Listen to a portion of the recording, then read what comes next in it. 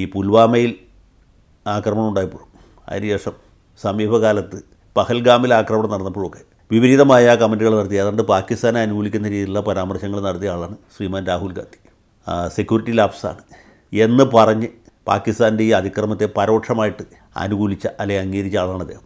അതിനുശേഷം ഓപ്പറേഷൻ സിന്ദൂർ നടത്തിയപ്പോൾ അദ്ദേഹം അതിൻ്റെ വിശ്വാസ്യതയെ ചോദ്യം ചെയ്തു. ഇന്ത്യയുടെ എത്ര വിമാനം നഷ്ടപ്പെട്ടു, ഇന്ത്യയുടെ എത്ര കപ്പലുകൾ നഷ്ടപ്പെട്ടു, എത്ര ജവാന്മാർക്ക് ജീവഹാനി സംഭവിച്ചു എന്നൊക്കെ വിവരാവകാശ നിയമം അനുസരിച്ചും അല്ലാതെ ചോദ്യം ചോദിച്ച ആളാണ് രാഹുൽ ഗാന്ധി.